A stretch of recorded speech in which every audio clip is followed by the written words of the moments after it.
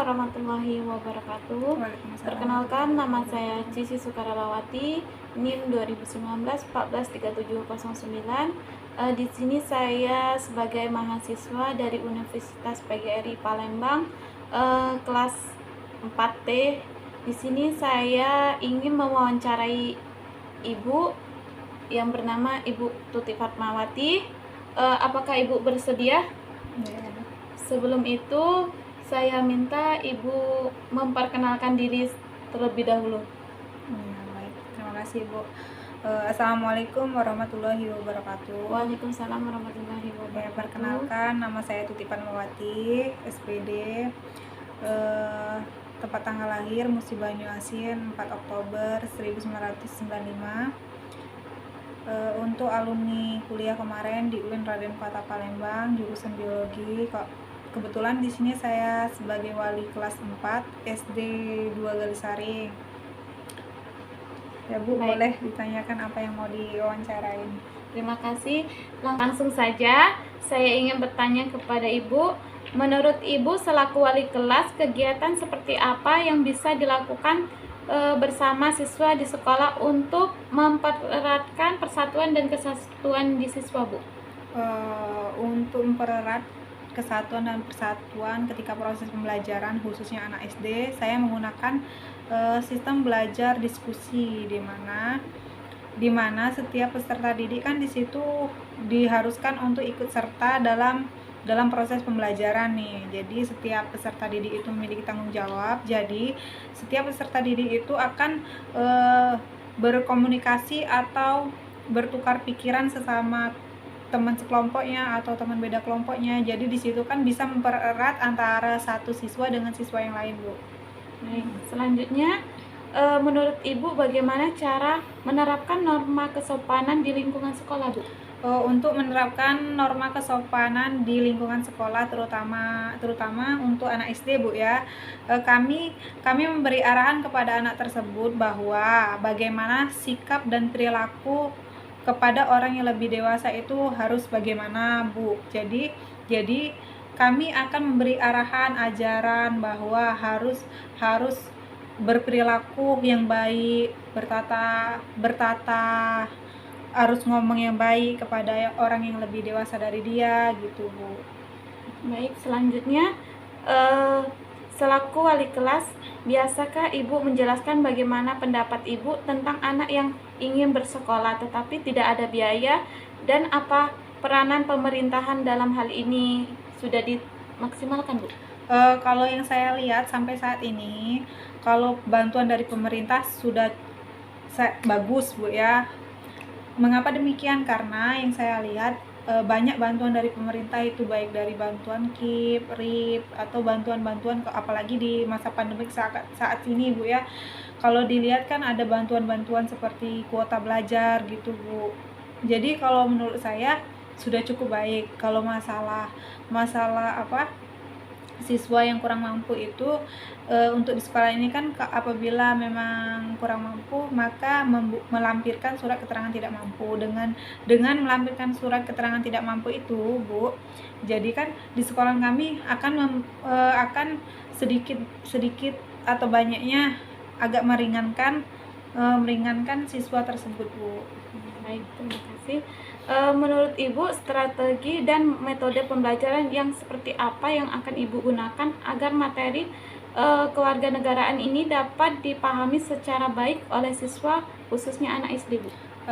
Untuk strategi dan model pembelajarannya yaitu menggunakan model pembelajaran belajar sambil bermain, di mana ketika proses pembelajaran selain siswa memperoleh menyaring ilmu yang sedang diajarkan, dia juga tidak merasa bosan ketika proses pembelajaran karena ya ketika proses pembelajaran itu kan mereka asik, Bu ya. Jadi dia bisa bermain. Maksud bermain itu bukan bermain berlari-lari, bukan, Bu. Bermain ini dengan menggunakan metode atau mode pembelajaran belajar sambil bermain gitu, Bu. Jadi belajar dapat, bermain happy juga dapat. Jadi kan kalau khusus anak SD kayak gini kan, dia kan kalau seandainya kita ngandalkan belajar aja, dia kan nggak fokus Bu, nanti ujung-ujungnya ribut. Jadi kami menggunakan mode pembelajaran yaitu belajar sambil bermain gitu Bu.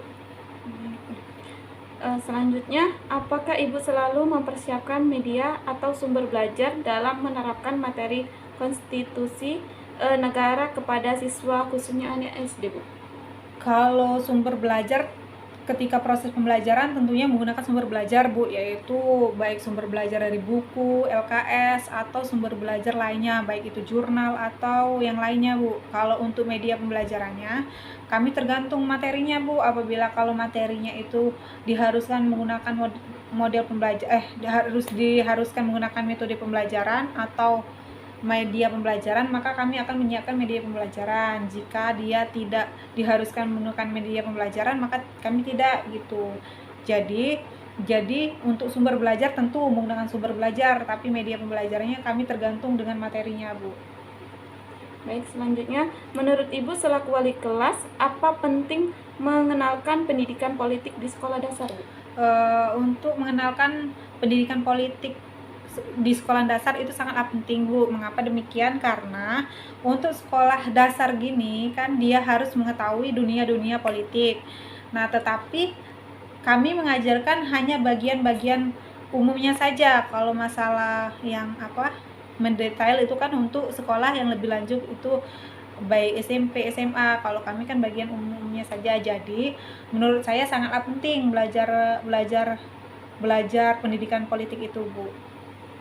Baik, selanjutnya bagaimana cara Ibu sebagai guru menerapkan atau menanamkan nilai-nilai sila pertama yaitu ketuhanan yang Maha Esa di lingkungan sekolah, Bu?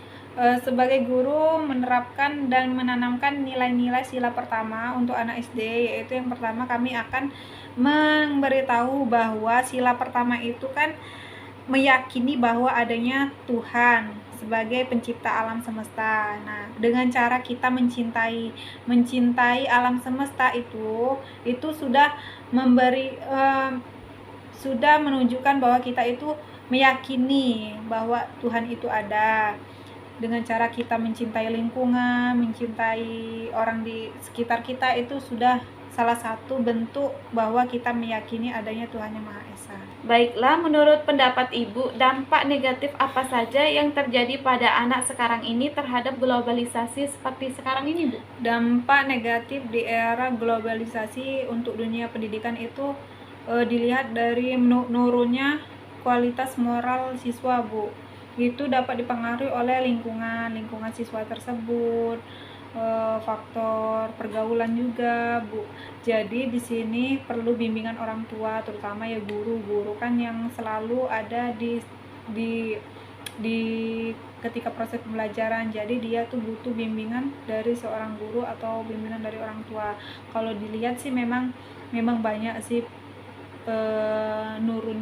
menurunnya moralitas siswa saat ini Bu. Tapi ya itu tergantung kita sih. Kalau seandainya kita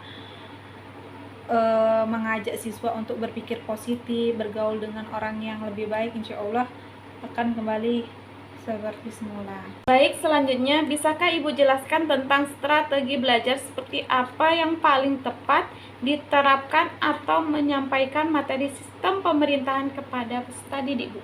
Strategi yang tepat pada pembelajaran ini kalau menurut saya yaitu strategi menggunakan strategi diskusi Bu. Mengapa demikian? Karena diskusi kan ini setiap siswa kan diharuskan untuk mengungkapkan pendapat. Jadi setiap siswa itu akan belajar dan membaca apa yang harus dikerjakan, apa yang harus dijawab dari pertanyaan teman-temannya ketika diskusi.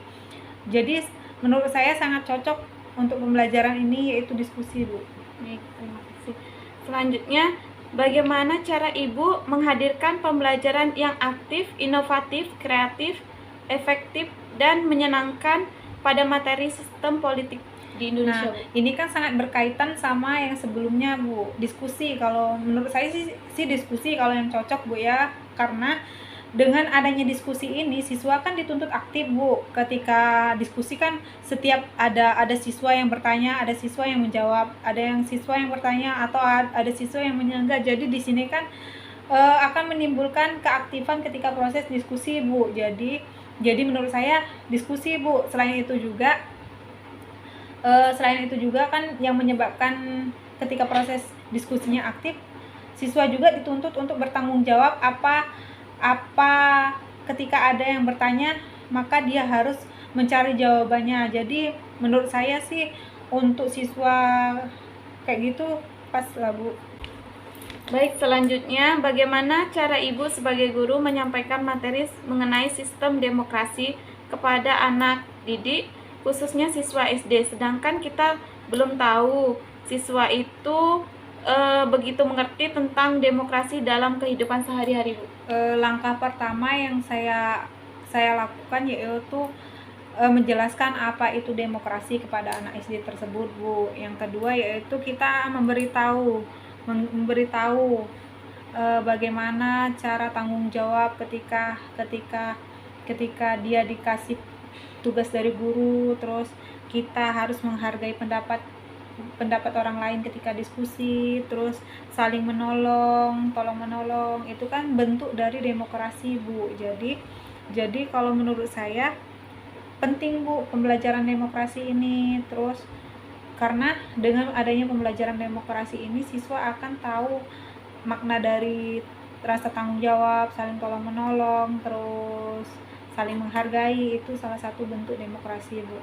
Baik, menurut Ibu strategi dan mode pembelajaran apa yang sebaiknya digunakan untuk diterapkan dalam mengajar pada peserta didik mengenai materi tentang hubungan internasional, sistem hukum, dan peradilan internasional, Bu? Kalau menurut saya sih strategi dan mode pembelajaran dengan cara yang tadi ya, diskusi bisa, terus belajar sambil bermain bisa.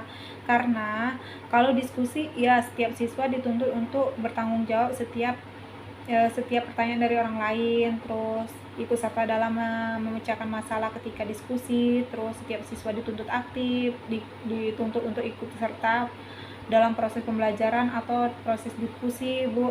Nah, kalau belajar sambil bermain juga cocok juga, Bu. Mengapa demikian? Karena selain kita memberi penjelasan mengenai materi, siswa juga dituntut untuk ikut serta dalam memecahkan masalah. Contohnya ketika kita memberi pertanyaan kepada siswa, dia harus menjawab apa yang ada dalam pikirannya untuk mengemukakan idenya, Bu, seperti itu. Terima kasih, Bu, atas wawancaranya dan waktunya. Semoga bermanfaat untuk saya. Cukup sekian. Wassalamualaikum warahmatullahi wabarakatuh. Waalaikumsalam warahmatullahi wabarakatuh.